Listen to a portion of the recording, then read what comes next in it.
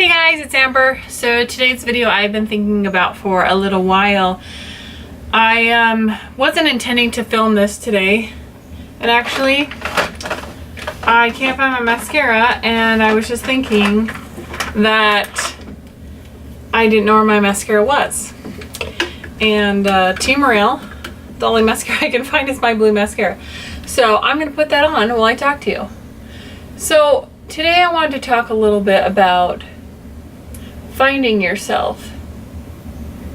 And I don't necessarily mean finding yourself in a spiritual way. I mean, definitely I think finding yourself can be a very spiritual thing for people who believe in a higher power or things like that. But that's not necessarily what I want to talk about today. And what made me start thinking about this is it's something we kind of talk about a lot in 3S, because their fitness program, I know you're thinking, how does this relate to fitness? Their fitness program is 3S, Strength, Sweat, and Soul. So we do talk about soul work, we do talk about those kind of things, and that's kind of what I wanted to mention today.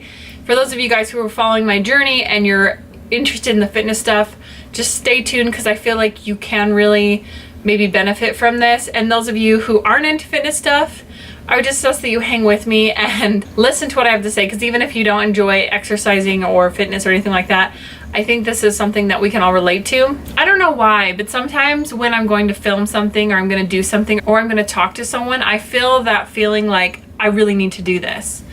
And I was just upstairs and I got this overwhelming feeling, you know, and you need to listen to those feelings and intuitions, that this was something that I needed to say today, and that there's someone that needs to hear this. And I don't know who or why, but I just felt like this was really important to talk about today, and talking about finding yourself and self-care and things like that. What I mean by self-care is basically taking care of yourself and finding out who you are. And I think this is a journey that a lot of people are on for a long time. They're just like, who am I? What is my purpose here? And like I said, for a lot of people that can be a very spiritual connotation, but there's a lot of things to do with our lives that aren't necessarily spiritual based, just about what we like to do and the things that we enjoy. And I think there's a big struggle in being selfish. And you think, well, I don't want to be self-centered, I don't want to be all about me, me, me, I don't want to do this. But then there's this part of self-care where you really have to take care of yourself as well. And if you don't, it's really hard, because you start to get drained, you start to get burnt out. As the saying goes, you can't draw water from an empty well. And that is something that I've experienced over my lifetime, is not taking as good of care of myself as I should have at certain points in my life, because I felt like the needs of those around me were more important than my own. And I think that's an easy trap to fall into, especially when you're in situations that are difficult like I am, when you're dealing with a sick family member. My mom has cancer that she's battling currently. I also lost my father. I was in my early 20s, and it was very difficult, because not only did I need to deal with that for my own purpose, I was trying to help my mom through it as well, and it was a complete shock. And so there's different points in our lives where we kind of wear different hats, like caretaker hat and job hat and mom hat and sister hat, and we have all these different things in our life that make us who we are. But sometimes when we strip all those things away, you feel like you don't know who you are at the core. Like, if these crazy things were happening in your life and you weren't having to be a mom, or you weren't having to be a caretaker, or you weren't having to work at this job, like, who is it that you are at your core? What is it that are your ideals, and what is it that you really want, not necessarily what is it that everybody wants you to do. Sometimes when you think about self-care, you think about physical things like, well, I'm going to exercise, which is, yeah, obviously great for our bodies. We're going to get a massage, we want to get our hair done. But those things all kind of affect more of the outside of our body. And I hate to break it to you, but you can be the fittest, most beautiful, you know, strongest or skinniest, or whatever your goals are, most contoured, or best blended eyeshadow, or whatever it is that you aspire for physically in your life. You can be the best that you've ever seen. But if you don't have a really good understanding of who you are and what you want out of your life, then you're still not going to be happy. See, I love beauty because it's a way for me to express myself. I feel like when I come down here and I get ready, it's a way for me to express my creativity. It's a way for me to express my personality.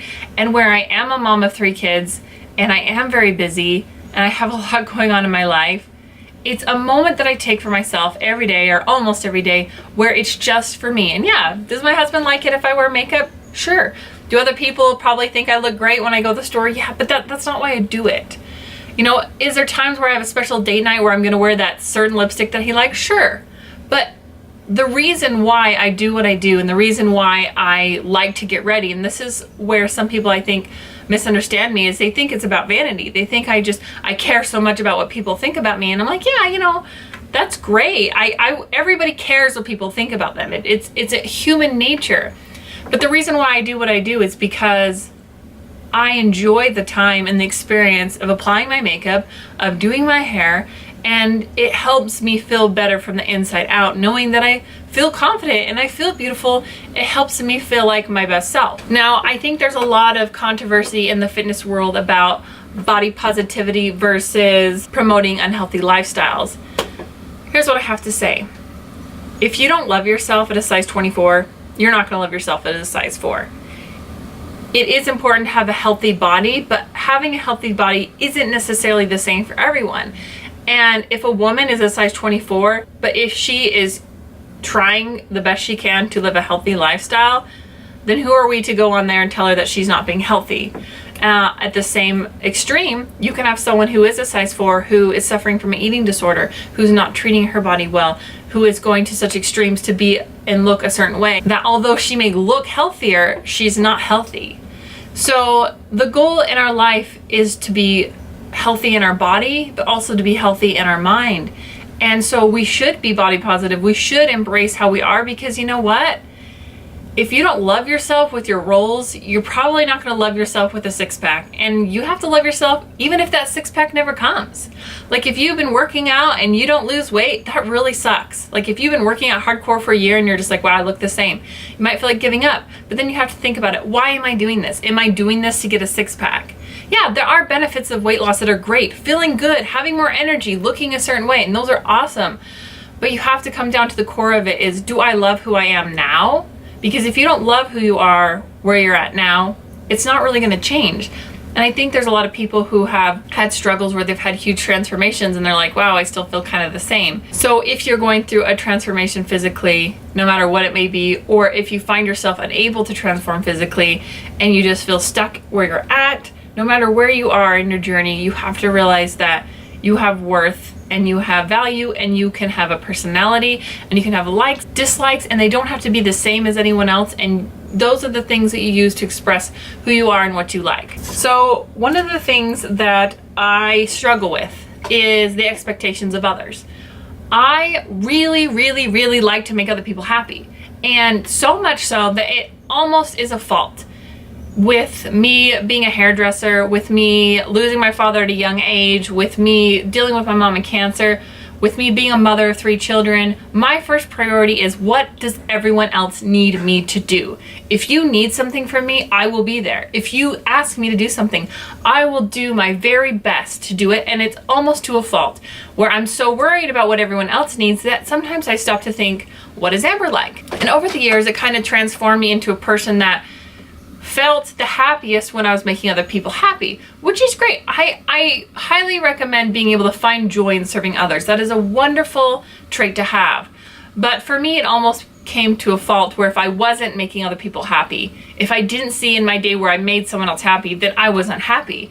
And that's not a very good way to be either. That's kind of an extreme way to look at things.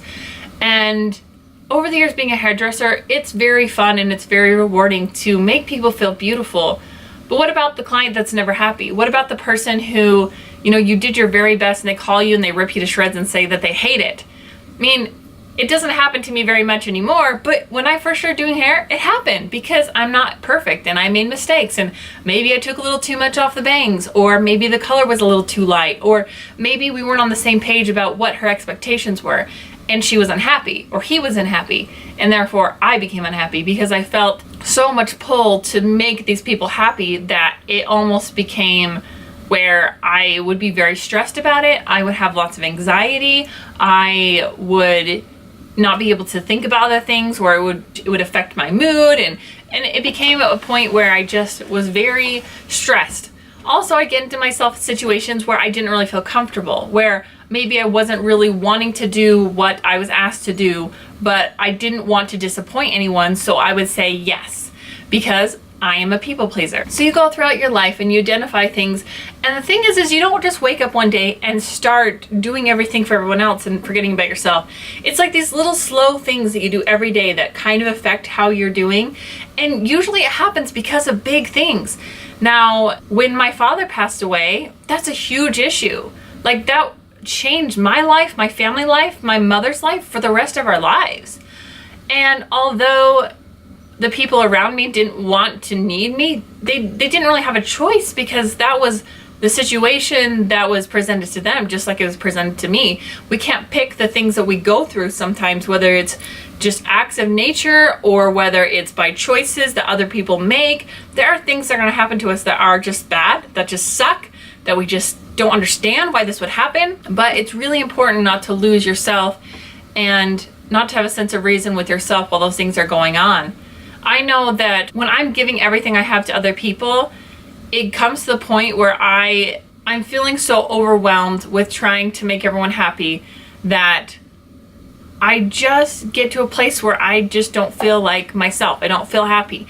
Someone may say, well, where do you want to go to dinner tonight? And I'll go, I don't care, wherever you want to go. Sometimes you get so used to everyone else picking things that it makes it hard to make decisions for yourself, or you just honestly don't know because you're just used to doing whatever everybody else wants. You're just used to going with the crowd. So a few things that I have had to learn is, one, it's okay to have boundaries.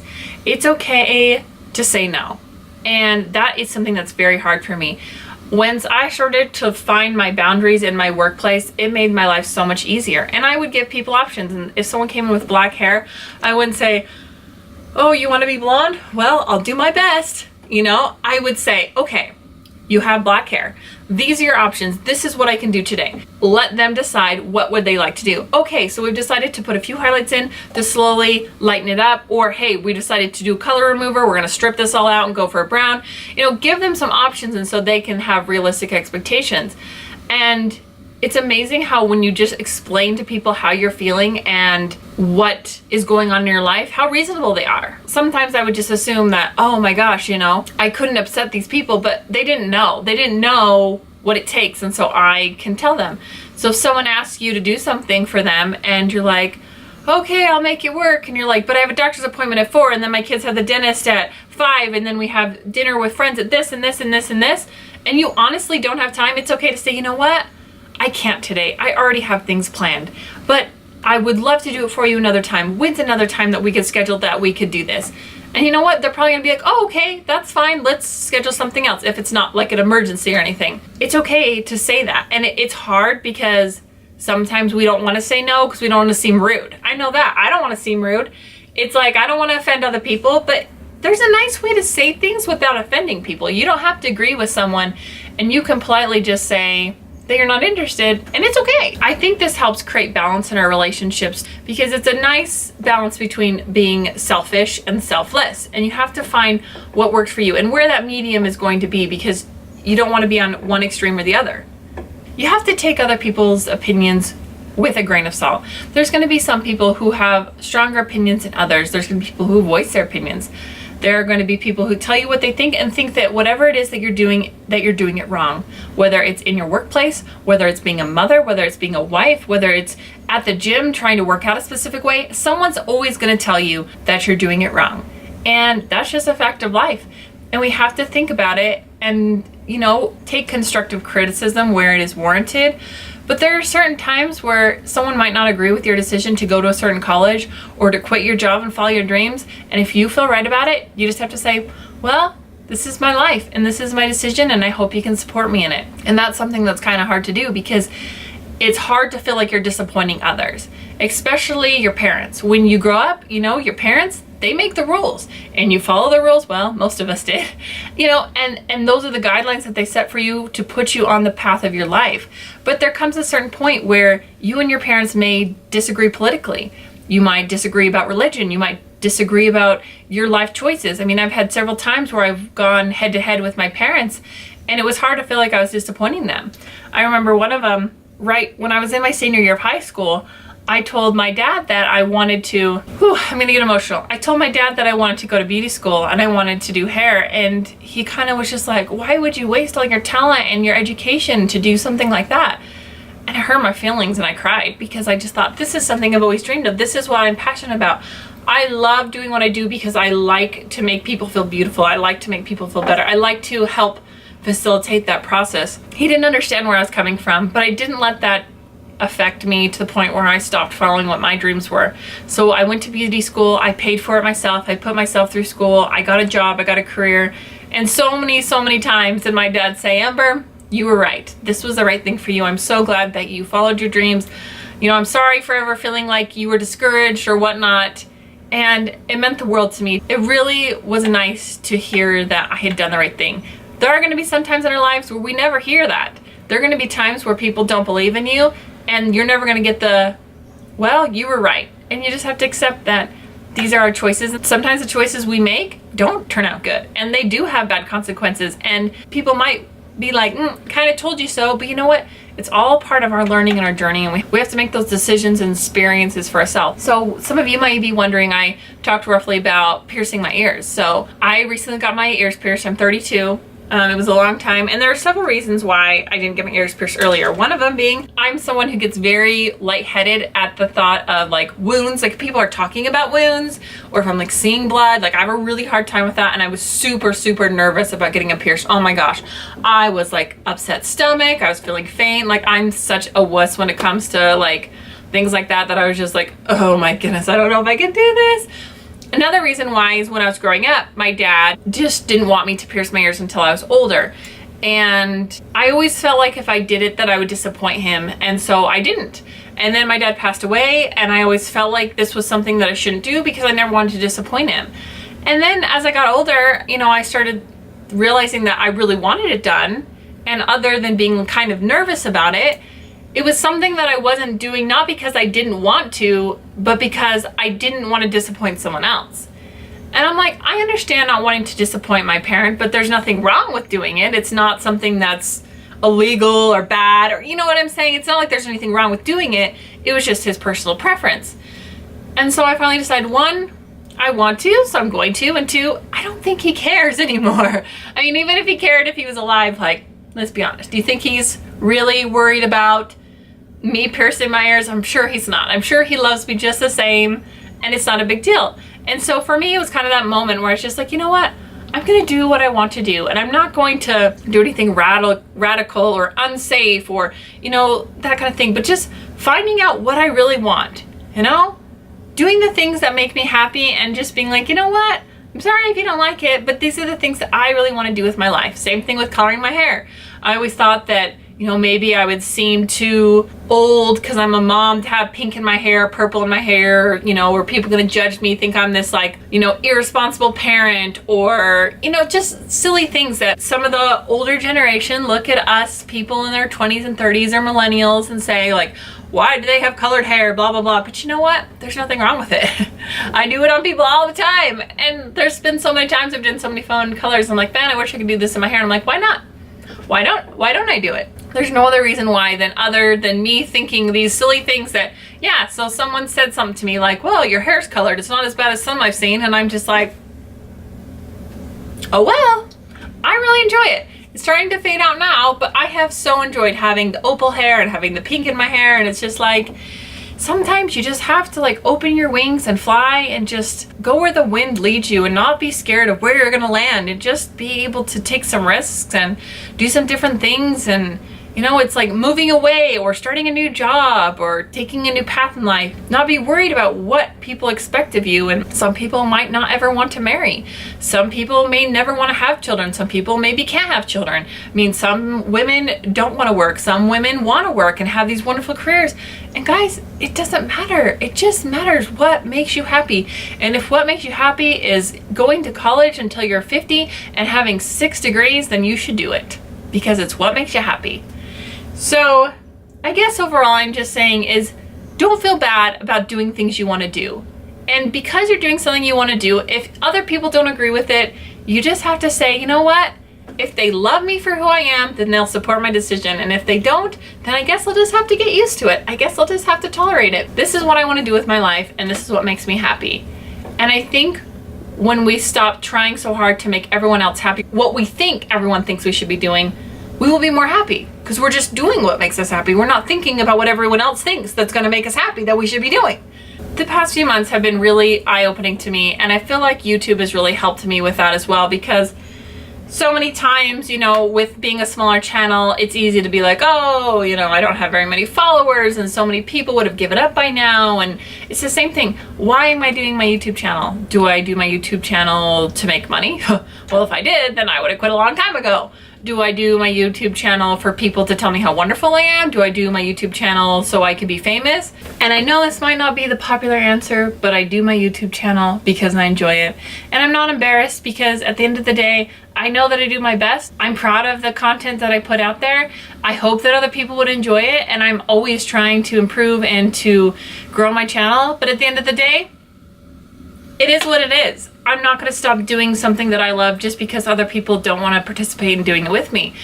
And I think that's where a lot of people are disappointed. It's not what they wanted it to be, but my YouTube is exactly what I wanted it to be because it has given me more confidence. It has helped me improve my skills.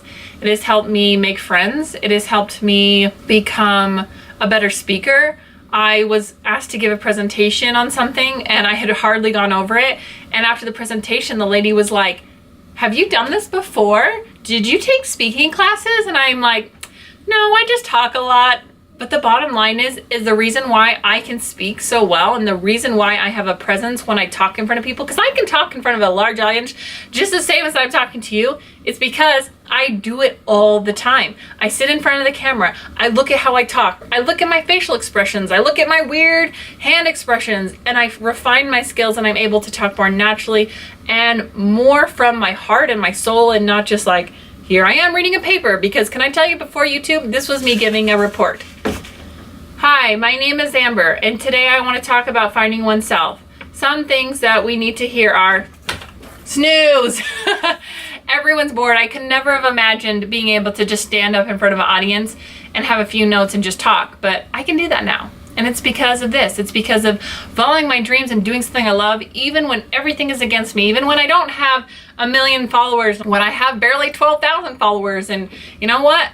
I hope that wherever this journey takes me, I hope I always retain that attitude, because whether you've got 10,000 or you got 10 million, you have to do it because you love it or you're doing it for the wrong reasons. Anyway, don't ever feel bad about being you. Don't feel bad about being unique or being different than other people.